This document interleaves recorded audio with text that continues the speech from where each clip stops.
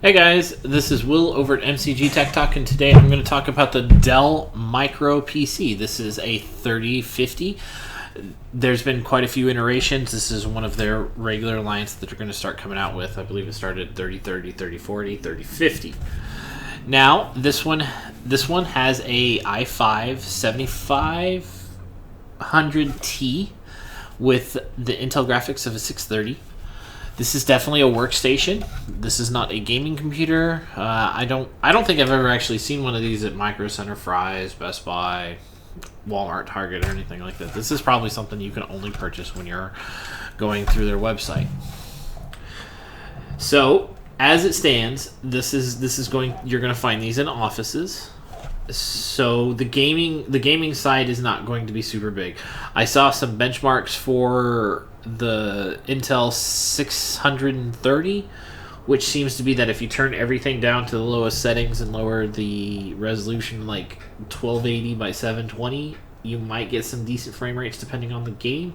But more than likely, the only games you're really going to be able to play on this is crappy Facebook games and solitaire.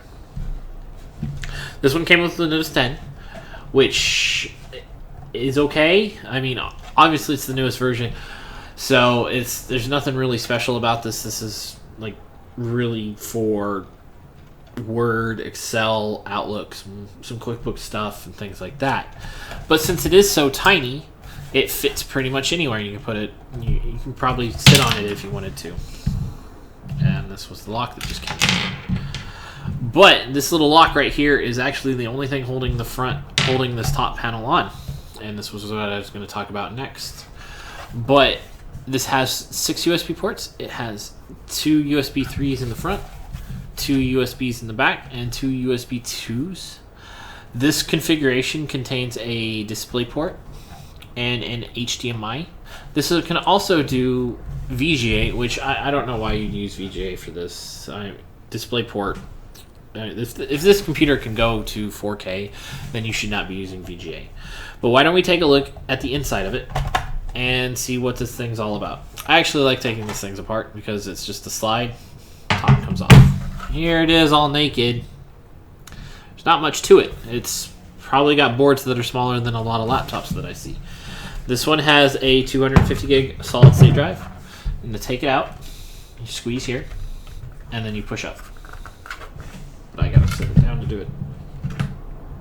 Because you gotta get it just straight. There we go. It's pretty much toolless.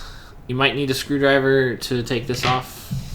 Underneath is pretty nifty though, because it also has a slot for an M2 drive, which I believe this is PCI 16, so you can get full speed from something like a Samsung Evo M2 drive or even like an ADATA. I hear those are pretty good.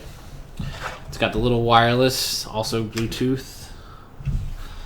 Here's where the VGA port can be, and it can also get a PS2 adapter.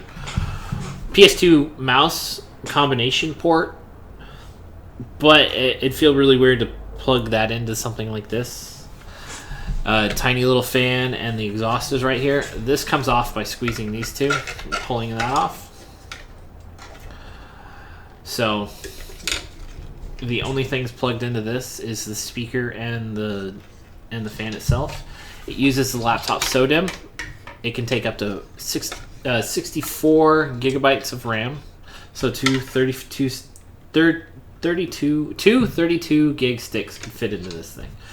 But it's not full desktop because it's almost as long as DDR3 RAM. There's not a lot to it.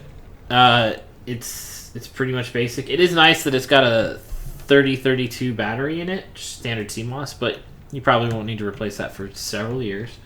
There's a few screws to get it apart.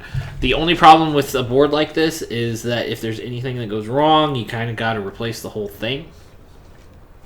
Luckily, the power supply is not integrated into this in whatsoever, so it's got something that looks like a laptop power supply. Overall, these things are super duper nice.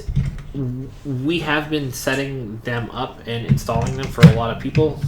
We have had some issues using 3 monitors, so that might be something that you run into. And if you do need 3 monitors, you're going to have to make sure that you can handle the 3 monitors. I contact Dell and make sure that the current your configuration will allow it, because it looks like the display ports can only handle 2.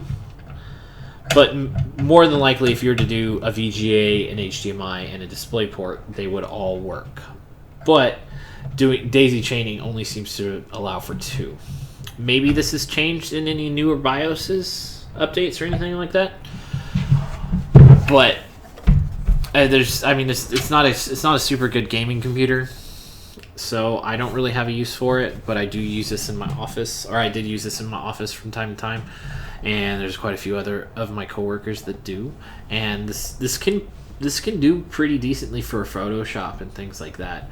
If you are looking for a good computer that you need for your office, this is a pretty good investment, and I do recommend this for a desktop.